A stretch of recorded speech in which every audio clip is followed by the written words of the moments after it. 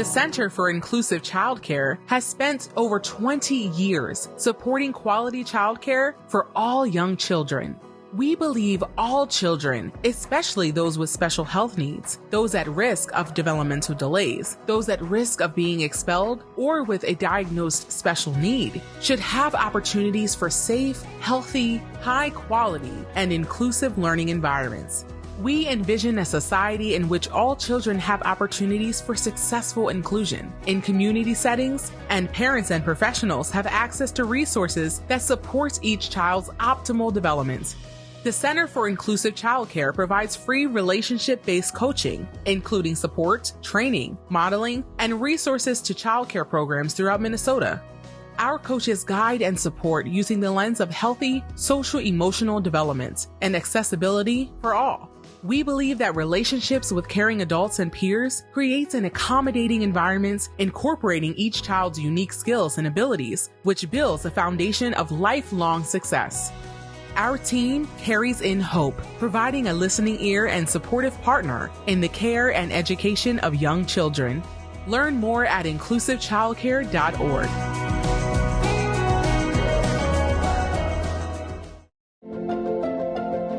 Do you work with young children and their families or caregivers? Explore our toolkit for healing-centered practice designed for those working in early care and education. The toolkit provides resources to build resilience in young children by mitigating the impacts of stress and trauma. Resources include podcasts, webinars, practical tools, interactive modules, and more. Explore the toolkit at macmh.org/toolkit. Welcome to Trauma Responsive Care in Early Childhood Settings. On behalf of the Center for Inclusive Childcare, the Minnesota Association for Children's Mental Health, and the Preschool Development Grant, I'm Priscilla Weigel, the Executive Director of the Center for Inclusive Childcare, and I'm really happy to welcome all of you online here, and also some, very few, in person. We had to make a quick switch because of the air quality in Minnesota today, and our live outdoor event turned into an indoor event. Thankfully, MACMA had this lovely space for us to do a shift, and so here we are, and we're thrilled that all of you have joined us. We hope that you'll find this evening informative and helpful, and also just honoring of the work that you're already doing. So with that, I'm going to pass it off to our moderator and facilitator, Arielle Handevidt. She is the Early Childhood Director at the Northside Achievement Zone, and she's going to take it from here. Thanks, Arielle. Awesome. Thank you, Priscilla. Welcome everyone online to our panel. We're so excited to have you.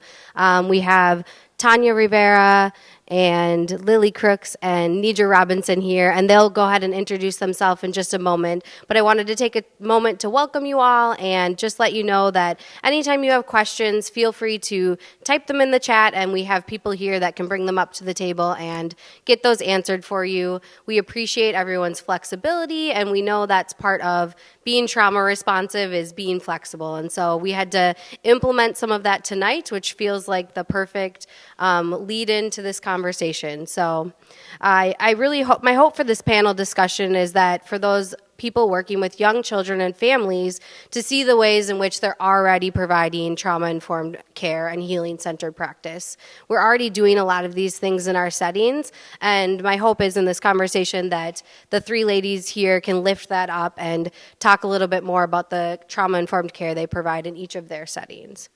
So I just wanted to start by highlighting a few key principles of trauma-informed care, and I pulled these from the SAMHSA website. But they talk about creating safe and trusting environments, allowing for collaboration, empowerment and choice, and making considerations for culture.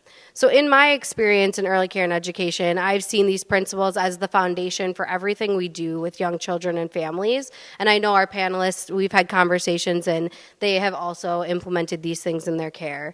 So let us know in the chat, what do you all hope to see from this panel discussion? Please feel free to comment on Facebook, and we'll get the questions to each of these ladies. So let's start with introductions. If each panel member could tell us who you are, what your hope is for lifting up in this conversation, and then a little bit more about your role in the early childhood field. And we'll start with Tanya. Hello, everyone. My name is Tanya Rivera. I work at a Spanish immersion childcare here in Minneapolis. It's called Circulo Amigos Childcare Center.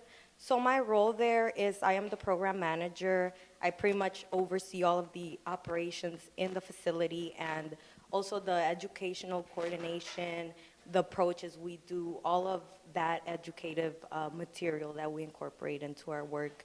So I've been working with early childhood about 17 years now, so pretty much grew up into this. I started when I was 13 years old at a family home childcare, and then from there merged into a childcare center, and then just my career and my education just went fully onto early childhood education. That's my passion, and what I am hoping to lift is just non-judgmental care and action with our families and children experiencing trauma. Thank you, Tanya. Hi, everybody. My name is Lily Crooks. I am the director at Seward Child Care Center in South Minneapolis. Seward Child Care Center is a really small, cooperatively founded preschool. It's been around since 1973, and I've been there since 2013, and I've been in a leadership role there since 2018. We're pretty small, and my role as director, as other preschool directors I'm sure can attest, is both admin and spreadsheets and management, and also wiping noses and fixing broken toilets and filling in the classroom. So I do a lot. I wear a lot of hats, but I'm really fortunate that the community where I work and the culture where I work is very cooperative and democratically run, and so we all are sort of responsible for each other and helping each other out. So I've been really grateful to work there since beginning my journey in early childhood education. Awesome. Thank you, Lily. Oh, and I want to think something up. Yeah, if there's anything you want to lift up in this conversation. Yes, I would like very much to make sure that everyone who's listening is hearing that staff at preschools are doing the most. And in particular, I want to make sure that even if I don't specifically mention them, my staff has really stepped up in the last year and been really incredible, and has taken so much on with so much grace. And I know that everyone in this field is doing a lot all the time, and so I want to make sure that that is heard and felt in this. Thank you. Hi, I'm Nedra Robinson, and I'm the Early Childhood Program Manager at Simpson Housing Services. And at Simpson Housing, what we do is we house and support and advocate for those that are experiencing homelessness. And I have the privilege and the joy of working with our youngest participants. So we work with, my team works with 0 to 5, and their parents. So we're working with those parents that are in transitional housing, they've come out of shelter, and working toward long-term permanent housing. So at Simpson, we have a two-generation approach. So as we work with the adult or the parents to find housing and jobs and be able to finish school, at the same time, simultaneously, we're working with the children, and I am working with the children 0 to 5. So that's what I do. I've been in early childhood a long time, longer than anyone on this panel, I'm sure, in so many different capacities, but it's my joy, it's my passion, and I've been an owner of a child care center. I teach. I'm an adjunct, so I teach early childhood, and now I'm back to being able to see children and their parents every day. So it's been a journey, but it's been a journey that I would never change. So, what I would lift up. Yeah, thank you. Remember that part. I want to lift up that there are many different ways that we are supporting families and children, and people think of us as just in so many ways as babysitters and that we just work in child care centers, but there's many different ways in which we are able to work with parents and families. And this is what we do at Simpson is certainly an integral part of what happens in the early childhood center, because we rely on those centers to help us with our families to be able to work and go to school. Thank you. I appreciate all of your perspectives that you're talking about. And as the audience hears each of their introductions and kind of what they do in each of their roles, feel free to chat a question and let us know what you're thinking about if there's any further questions you have for any of them as we go along in this panel. So one of the important components of working with young children and families is having self-awareness. And when we are aware of our own values and beliefs and how they come into our work every day, we're better able to identify how we affect the children and families that we work with. And so I wanted to link that to the diversity-informed tenets in the work with infants, children, and young families. And tenet number 1 talks about how self-awareness leads to better services for families. So my question for the three of you is, in what ways have you supported self-awareness and well-being in your organization? And can you think of ways you might further incorporate self-awareness in your work with young children and families? So we'll start with Lily for this question. Sure. I can talk about, at our center, we have really tried to develop and maintain a culture of reflective practice. We've been talking about it for many years, and we've had varying levels of success. Always the challenge with reflective practice is finding time to actually be outside of the classroom, to sit in an organized, calm way and reflect on your work and reflect on your actions in the classroom, or where you'd like to go and with your kids or with your co-teachers. But because I feel like reflective practice is sort of like good posture. You're not necessarily going to do it all the time, but every time you do it, it's good for you. And so if you can do it sometimes and it's in the back of your mind, and you make it sort of a part of the way your center functions, it really helps build a habit of reflecting in the moment and taking time while still maintaining work-life boundaries and thinking about, how the day went and what you might do differently next time. It also ties directly in with the observation cycle for children, where you're going to try something, think about it, reflect on it, and then try it again, and kind of keep that cycle going. And I think that really helped us, especially in COVID times and in the last year, even though it was, again, not perfect. It's not like we had, a really organized, reflective time. But it really helped everyone with being aware of when they needed support or when they were going to just be off for a day and, try again tomorrow. That's okay. We're all being here together. So yeah, Lily, I appreciate that you talked about the reflective process being a parallel process. So not only is it helping with your work with coworkers and yourself, but then implementing that with children and how you can see that cycle happening within trying things in the classroom. So I just really appreciate that. And then the other thing I want to lift up is that you talked about how it doesn't have to be perfect. It's not going to be perfect. We know that work with young children is messy, and so some of the other things we do might not be perfect, but you still make an effort to make that happen. So I really appreciate that. Thank you. So for our center, similar to what she said, is we try to coordinate the mental health consultations as frequently as possible. Of course, administratively, that's pretty much a sacrifice sometimes because it takes a lot of coordinating and, covering classrooms and just juggling things, right, in a way that meets all of the licensing requirements. But we do make that sacrifice because we're aware of the importance of this.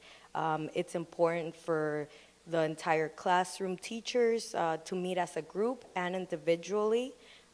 We found that that's been very helpful, and we really seeked MACMA's help during these last 2 years with a lot of things that, we think our teachers needed to reflect and just talk about with professionals. Also, just on a day-to-day practice, what we do, we like to be very communicative with our staff, our teachers. We like to have that relationship of trust of, hey, do you need something? Are you okay? Do you need a day off? Are you going through something? What can we do for you? Any resources that we can provide? So that's how we try to be there for our teachers and try to see, from a place of empathy, of they need something, or, to kind of self-reflect.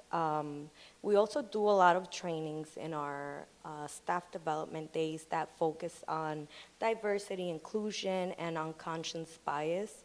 That's something that we prioritize because it helps us be self-aware. Thank you. For us, we have to remember that self-awareness is our daily interactions and behaviors and how we communicate with our families.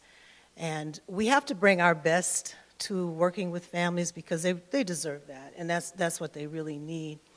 Most of our families, 100% of our families, I don't say most of them, are experiencing trauma. And we have to be very careful not to take on a person's trauma. It's really easy to do that when you're sitting and listening to someone, a story, or when you're seeing what's happening to them. So we have to be self-aware not to make our meetings or our connections with them a trauma event for ourselves. So we have to, we need to be able to bring calm when they're in chaos. We need to be able to bring energy when they're tired.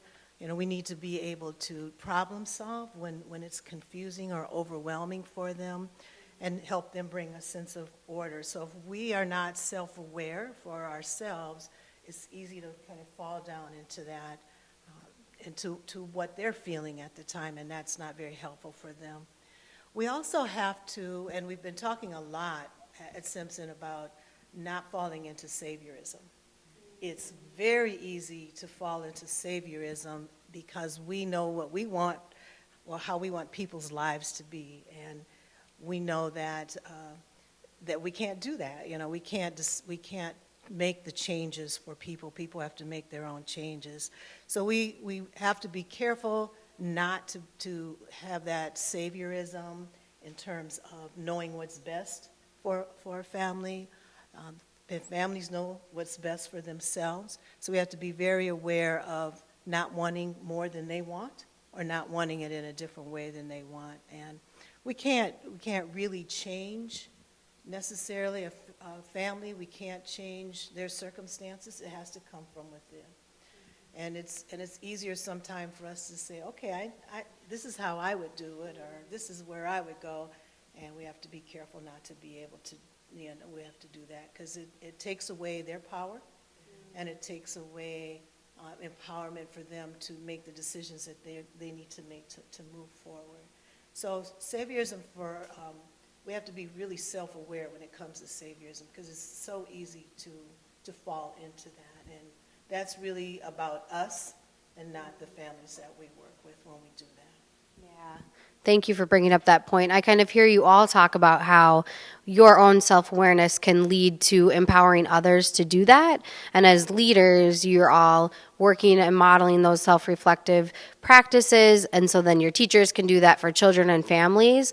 And Nedra, I love that you connected that to empowerment, because I think it does empower you to make decisions and help you empower teachers as well. So I really appreciate that piece of it.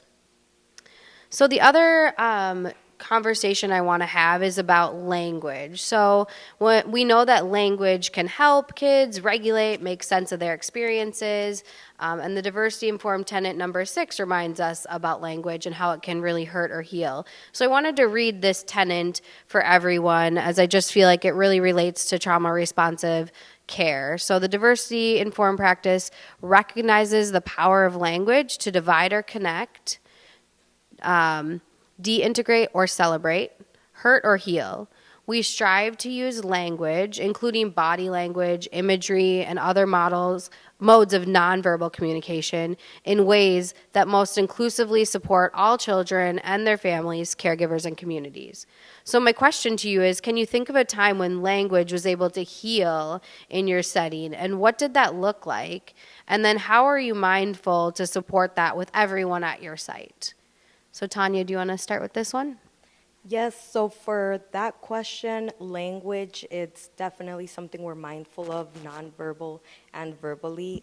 Even with the t-shirt I'm wearing today, it's filled with a lot of motivational, inspirational messages, a lot of positive things such as collaboration, wisdom and all sorts of imagery to promote that we're welcoming, promote inclusion, diversity, and hope. That's something that we really value. And even with our building, our facilities, we have murals all over the building, one that we're actually just working on right now, that our goal, given that we're in the East Phillips neighborhood and everything we've been through and we've been seeing for decades, we just want there to be spaces for community and for reflection, messages to show that we're welcoming to anybody, spaces to reflect on choices, on life itself, and make good choices, right? And also just even in the mornings with our morning anthem, we have something called Himno a la Alegría, which translates to joy.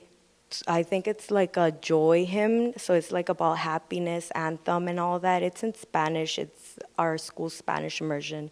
And it just pretty much talks about a lot of positive messages. The point to this is to have that moment to center ourselves, to just everyone gather, pause what you're doing, and just relax and listen to all the positive messages that you're going to hear for the next 2 minutes, right? And also just have that positivity. And that's something that we focus on, and even with our interactions, that's what I value the most. My expectations for our teachers, for administrators, for everybody is to treat children with respect, with dignity, and that really pretty much sets the foundation to having a space where they feel safe and that they have trusting adults that care for them and will advocate for them.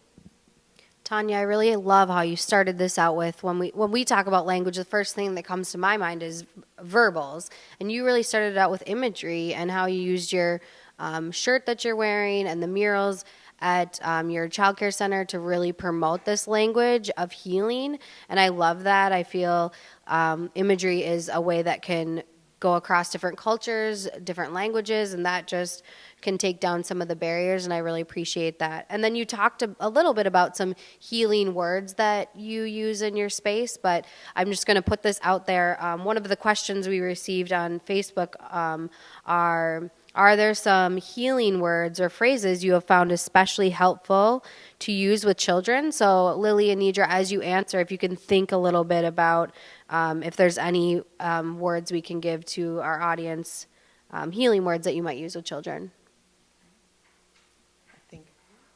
Go ahead, Nedra. We know that language can heal or not. And because it's how we express ourselves, it really, really matters. What I always try to think of is what children and families have already heard.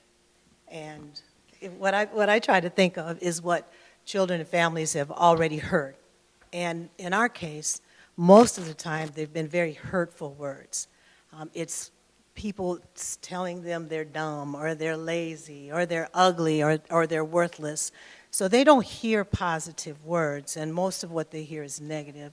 So I try to listen to them and listen to their stories to hear what they've already heard, and then I try to make sure that I don't use any language like that. In fact, that I make very opposite language, and that I'm using positive language instead of what they have heard. We have a word that one of my coworkers uses for all of us, and that's using words to support their greatness. We're always trying to support their greatness for them, for the children, and for the parents.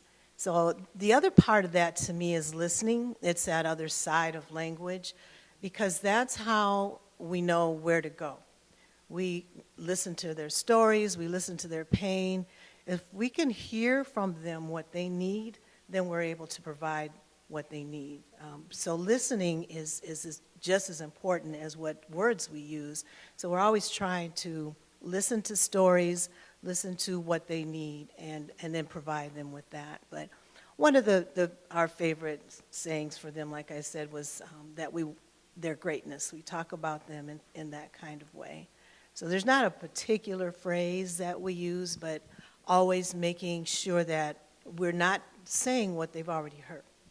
I love how you put that. I want you to say that again if you remember, of this idea of listening and then not saying it again. So do you mind saying that again? I just think it's beautiful.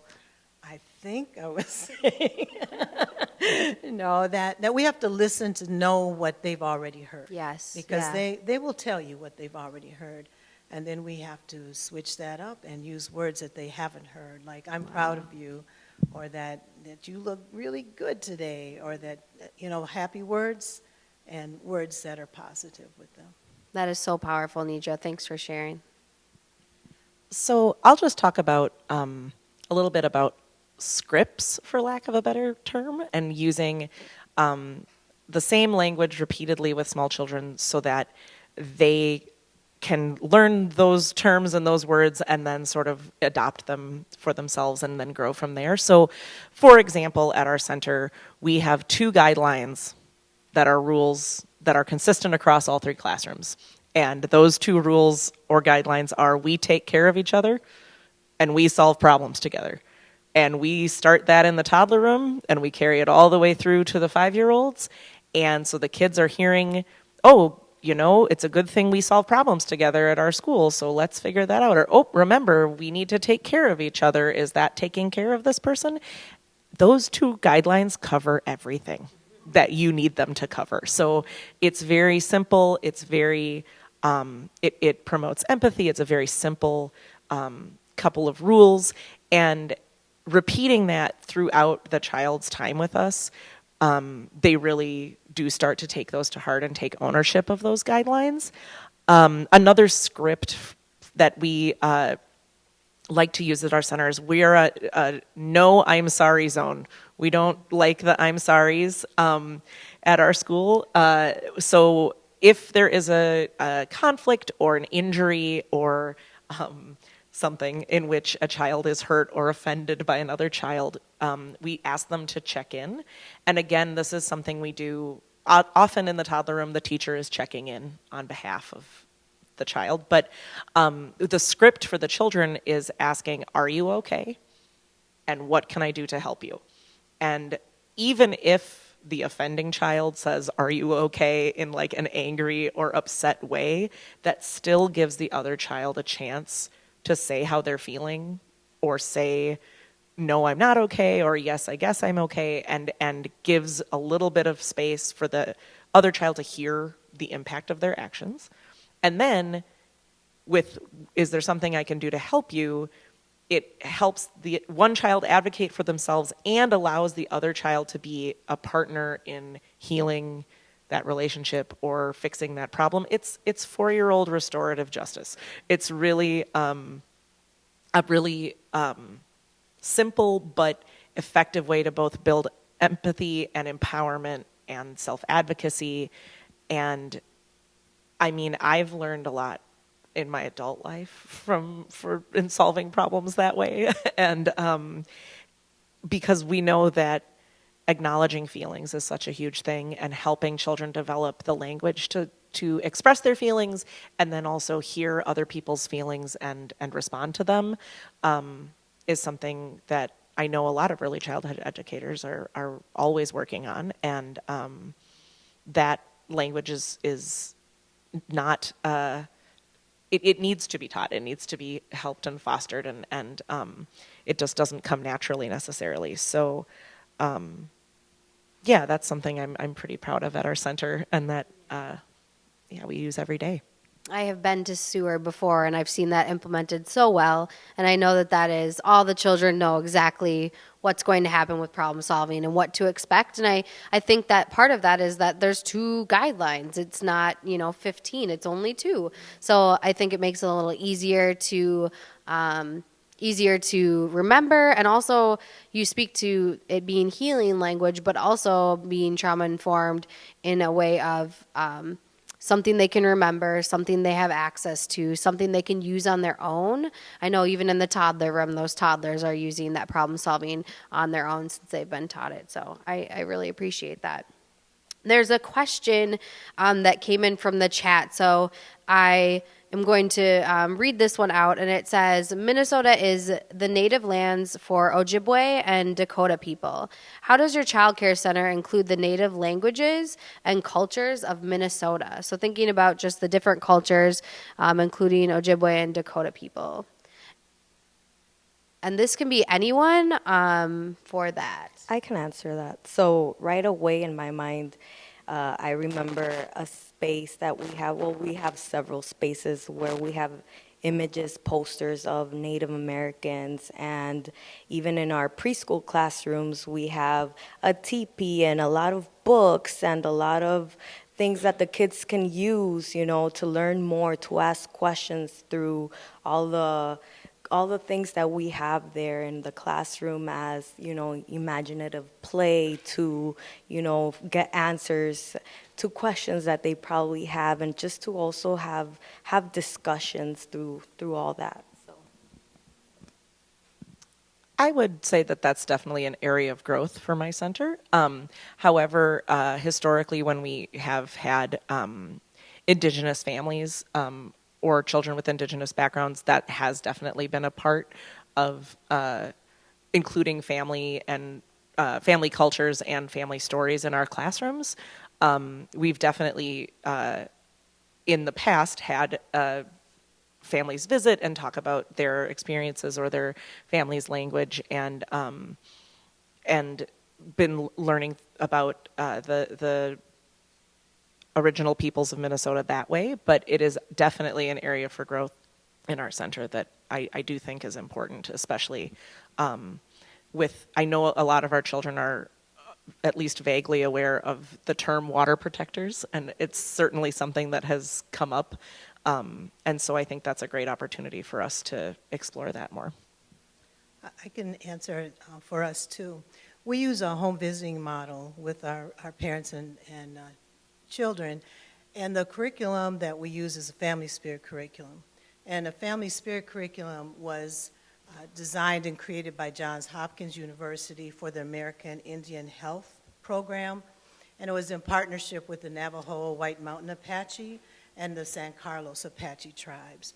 So the curriculum that we use on a daily basis was designed for our Native American community, but we find it really helpful because of the cultural context of it.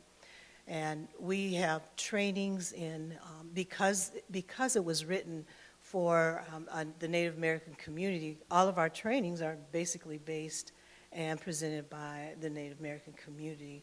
So we are able to, we've learned so much about the different tribes within the country and our tribes too. So it's easy pass over. It's easy transferred from the families that we're working with and the trauma and their culture in using this particular family spirit curriculum. Yeah, we haven't had a lot of conversations about historical trauma in this panel today, but I know that in our future podcasts through CICC and MACMA, we really want to uplift those, talk about historical trauma a little bit more, and really dive into those conversations. So I really appreciate each of you in talking about some of that, and Nedra talking about the historical traumas that communities have faced. Our Native American community has faced here in the United States and in Minnesota. So thank you for lifting that up. Okay, so I want to go back to the key principles that I mentioned at the beginning. So I'll say them again: creating a safe and trusting environment, allowing for collaboration, empowerment and choice, and then considering culture. So all of these, I believe, really align with best practices for working with young children and families. So when we're thinking about all of the stress and trauma that's happened to young children and families over the last year and a half, we've all gone through a lot with dueling pandemics, and just many conversations come up right before the panel started. We were all kind of talking about some of the things that the children are working through language at the site. So I'm wondering if you can think of one way that you use one of these key principles in your work, and maybe an example of how that might be implemented. So, Nedra, do you want to start? We have been especially focused on collaboration and choice and empowerment through choice. We have really, especially since what happened with George Floyd, and we were able to look within our organization on how we are actually working with families. We are looking at transformative relationships with them versus transactional relationships with them. And that, along with saviorism, where that creates that sense of empowerment for families. Our goal for families is that they never return to homelessness. That's our goal, and that's what our mission is. And for them not to do that, they have to have that confidence, they have to have a sense of empowerment, they have to be able to make those right choices so that they do not return to the situation that they were in before. Homelessness makes a person feel powerless, so we are trying to make sure that we empower them always in everything that they do. They're not able to make the decisions that they need to make without that self-confidence and that self-esteem. Just like children, we talk about that with them always, but it's not only for the children, but it's for the parents too. We want them to be able to move forward, and empowering them through transformative relationships versus transactional relationships gives them that sense that I can do this, I know what to do to move forward. I love that. And I, in my staff meeting at NAS today, our CEO, Sandra Samuels, lifted up the quote about children need at least one adult that's just wildly crazy about them. But she took it a step further, and Sandra, if you're listening, I don't know if this is her quote or just one that she found, but she changed the children to adults. And that adults need at least one person that's wildly crazy about them. And so I think we easily forget that as we work with young children, that the parents and the families that we come alongside need just as much of that, if not more, of that. And so, Nedra, I hear you speaking a little bit more to not just the young children and families, but those adults that are there beside them and being wildly crazy about them and really advocating for them. And so I just thought, what a powerful quote that she brought to our team today, and kind of had me pause a little bit and think about that. So, yeah, thank you. So one of the things that we really leaned into, especially early last year, was just emphasizing to the children, you are safe right now. And as adults, we were going through a lot of stress and trauma and wondering and not knowing what was going to happen the next day. And we sort of also needed to hear that. But we didn't want to lie and say, this is all going to be fine. You're going to be fine. We were really focusing on right now, you are safe. Right now, let's look around. Your friends are safe. We're here in this building that is safe. You're here with grown-ups who care about you. Like, we were seeing a lot of stress and a lot of big behaviors or withdrawing. We did shout out to my stepdad, Bill, who connected us with a book called Right Now, I Am Fine by Daniela Owen, and we read that one a lot. It was a very simple book that just sort of emphasized, like, right now I can look out the window and I can see the sky, and I'm okay right now. And that sort of calm reassurance was something we just leaned into because we as adults also needed that kind of reminder. And one way that we helped emphasize and stabilize that safety was really doubling and tripling down on visuals in our classrooms. We already used a lot of visuals all the time for everything, but having the visual schedules available for every transition in the day. Every classroom started using first blank, then blank folders, so that you could set kids up for success for every transition and things weren't surprises.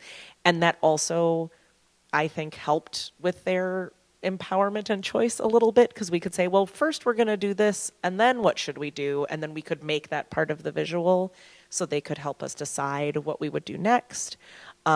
We also, RIP to our laminator. We printed out like every available visual for calm down strategies and emotions and pictures of the kids making the motions with, themselves, and had those in really highly visible, highly used spaces in the classroom so that kids could take breaks and sort of have those options right in front of them and say, I'm going to, blow out birthday candles, or I'm going to push the wall.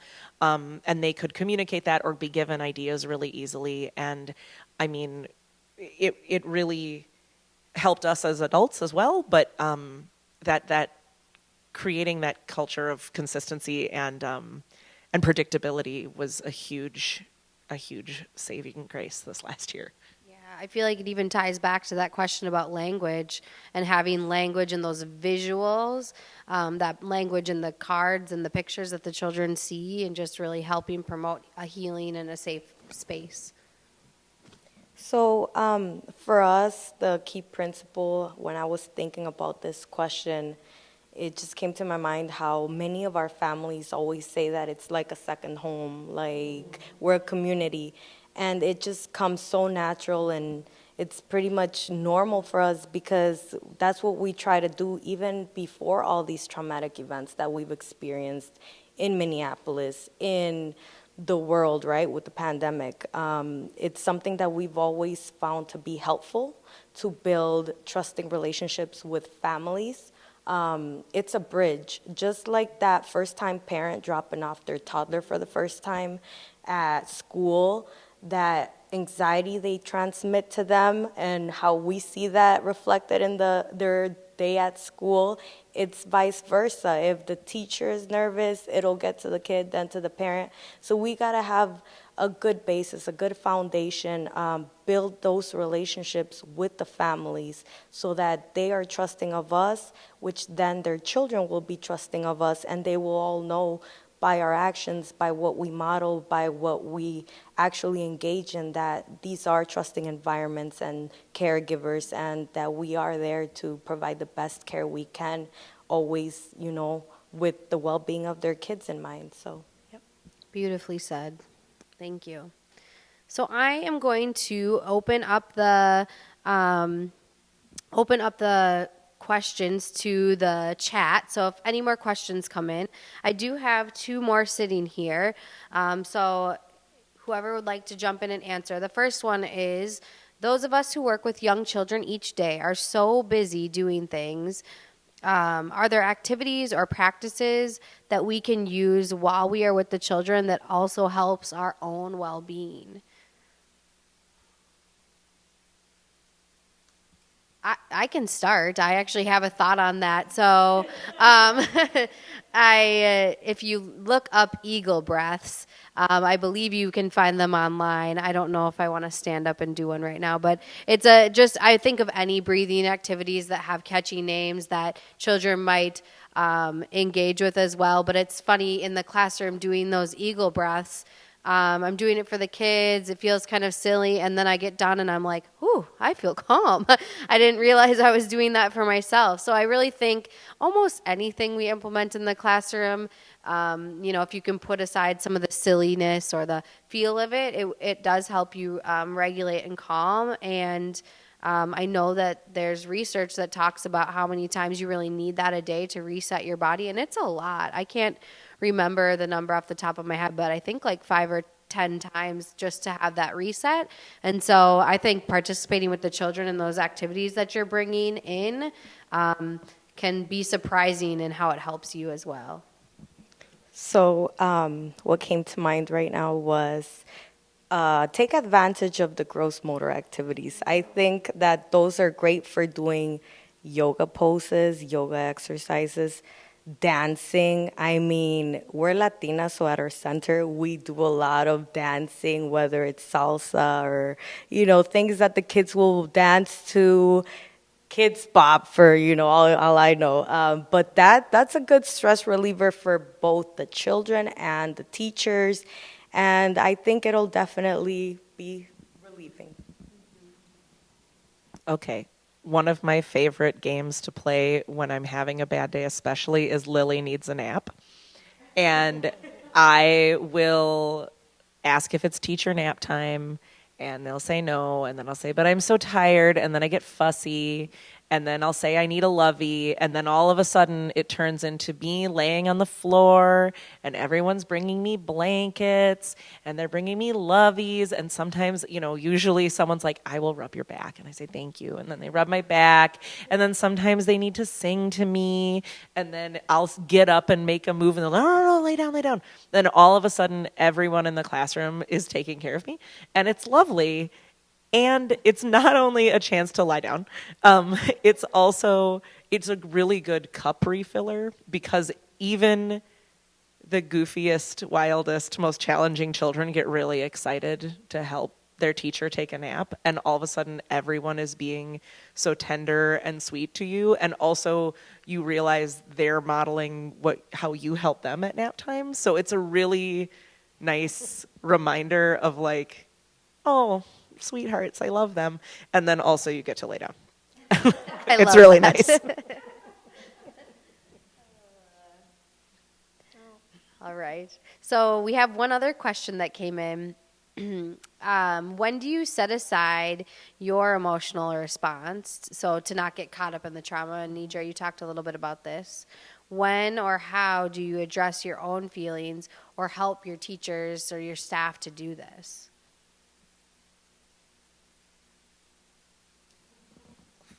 For me, because of the trauma from my families, it's really important that I separate that, because I never feel like if I feel the way they feel, if I'm in the same mode that they're in, I can't do anything to help them calm down. They have to see me okay. Because that's one of the ways that they know that they can be okay too. And that's a really hard thing to do. Yeah. There's been so many situations where I just want to crumble, or I just want to run, I want to cry, but just the fact that I know that they need something else, they need to, the behavior needs to be disrupted in some way, the feelings for them need to be disrupted in some way. So it's just hard to do, but for me, it's a necessary thing. I might, after it's all over, and I get back in the car, or I get home, and I might do the crumbling and feeling that way then, but that's not what they need at that time. So you have to really focus and concentrate on what they need and not what you need. Yeah, and I just want to add to that and say, we all kind of talked about reflective practice and the importance of that. And Tanya, you talked about mental health consultation and just having those reflective spaces that I know all three of you have practiced and had your staff to have those spaces too.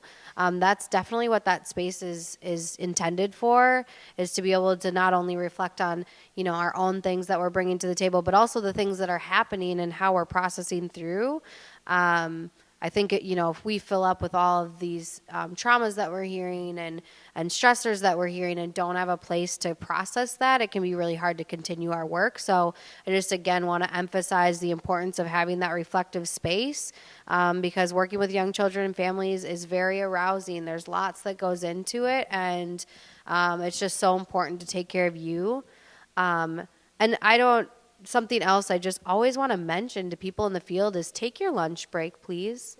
Take your lunch break. I notice so many people not taking their lunch breaks, and I just always feel like that's something I have to say. It's like whoever's, if anyone's seen the meme about anyone who's listening, if you need to change your laundry, go ahead and do that. I feel like the lunch break is the same thing. Take your lunch break, please, because that is time for you, and it's not only for you, but it's for you to replenish to be with the children. So I'm a big advocate of that.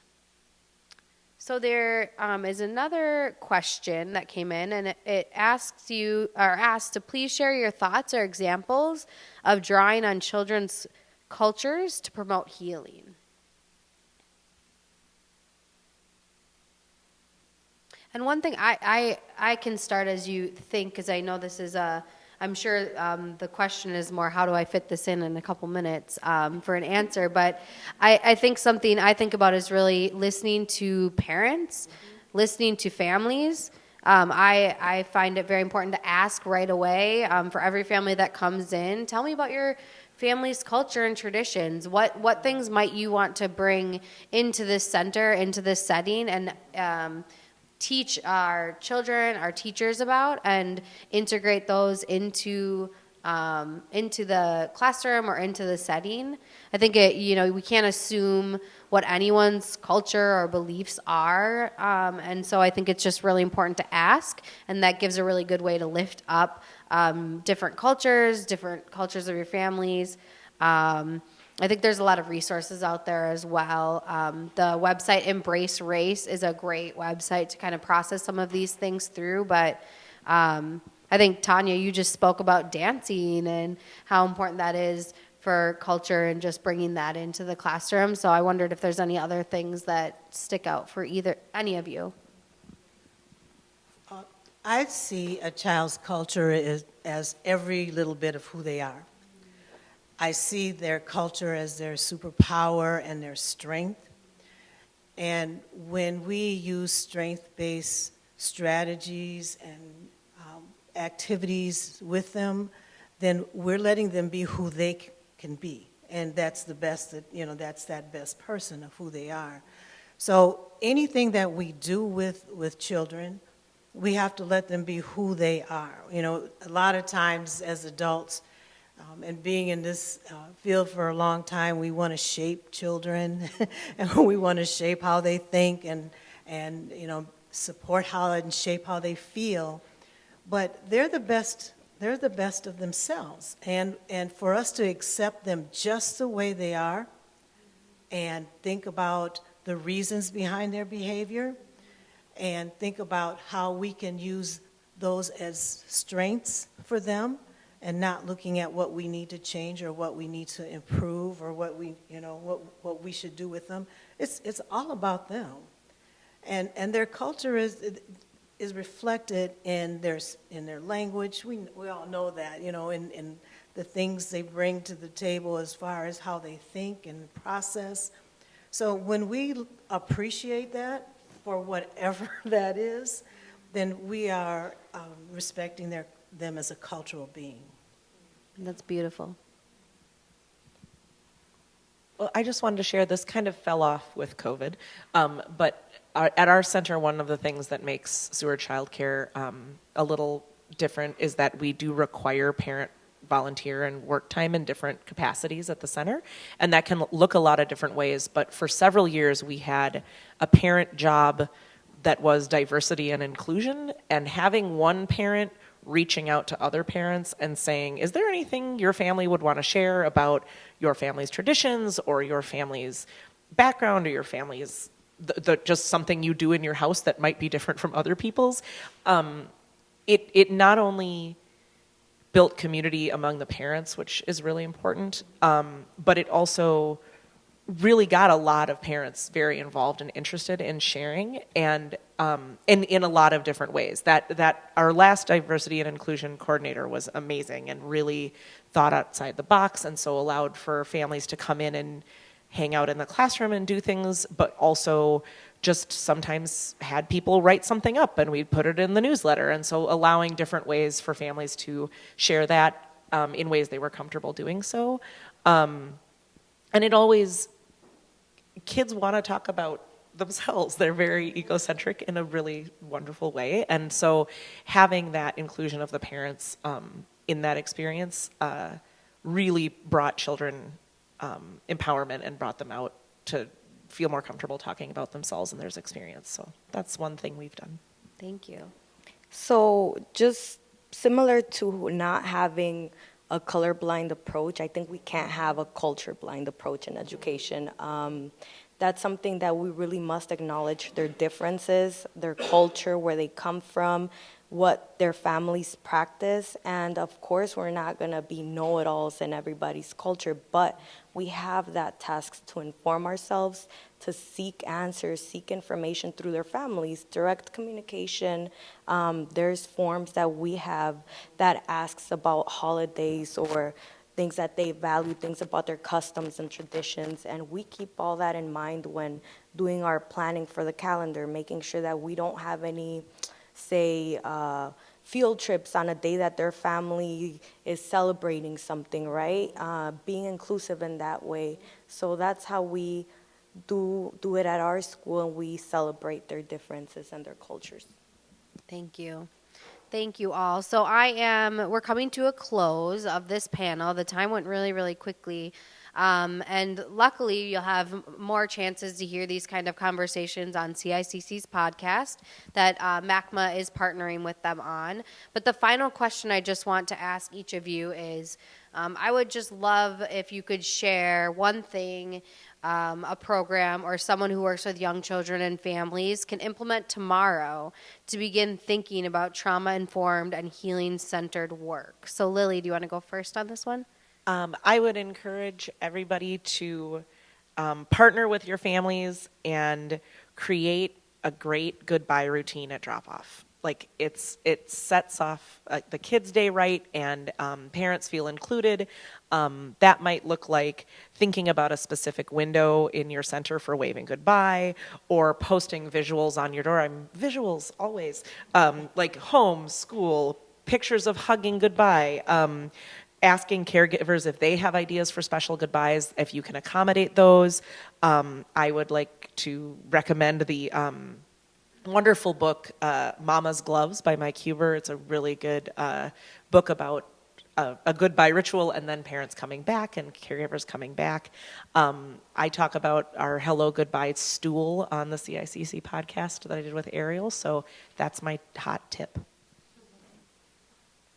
So I guess what I want to say is to just provide selfless advocacy. So just always keeping in mind the kids, their families, and do it in a way that's free from bias and free from judgment. That's my main takeaway for everybody listening.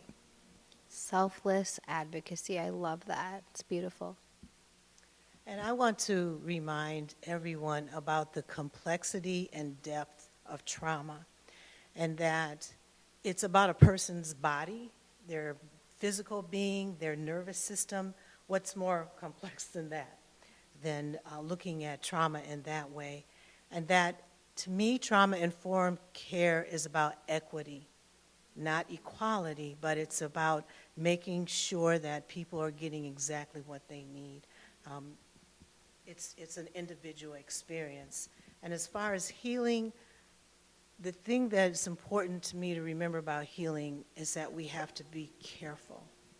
We have to be very careful with the children that we are with and the families that we are with, so that we are not taking away any of the healing or stopping any of the healing by our actions or by our words. So to be careful. That's beautiful. Thank you. Well, hi there. My name is Lauren Moberg, and I'm the Infant and Early Childhood Director here at the Minnesota Association for Children's Mental Health. And I'm just going to, say a few words before we wrap up. So our Infant and Early Childhood Division is really dedicated to promoting the social and emotional development and mental health of young children and their families and caregivers. And we also really aim to provide a professional home for those of you that work in the field of early childhood. So one of the ways that we're currently doing that is through our work with the Minnesota Preschool Development Grant. So I just want to share a few words about that before we wrap up. So we've been tasked with creating a trauma information toolkit for those of you who work in the field of early care and education. And we're calling it a healing resources for healing-centered practice, so a toolkit around healing-centered practice. And this toolkit will provide opportunities to further your own professional development, include resources to utilize also when you're working with children and families, and eventually it will also include develop approved modules as a part of that toolkit. And so there are already a few resources as a part of the toolkit that are on our website, and this this live panel recording will also be a part of the toolkit. So if you're interested in checking it out, you can find it at www.macmh.org/toolkit. So feel free to check that out as it evolves. And if you're interested in getting involved in that work or giving us feedback, we would love to hear from those of you that are working in the field about what it is you would like to learn around stress and trauma and building resilience with children and families. So if you're interested, feel free to reach out to me. My email is lmoberg@macma.org. You can also find it on our website. So before we close, I just want to say on behalf of Center for Inclusive Childcare and on behalf of the Minnesota Association for Children's Mental Health and the Minnesota Preschool Development Grant, we want to thank all of you for tuning in to the live stream. Thank you to those of you who are planning to attend in person for your flexibility. And thank you especially to those of you on our panel. So Nedra, Lily, Tanya, and Arielle, our moderator. Thank you all so much for sharing your wisdom with us. This was such a rich time, and I know that people enjoyed this online too. So I thank you so much, and we hope you all have a great night. Thank you.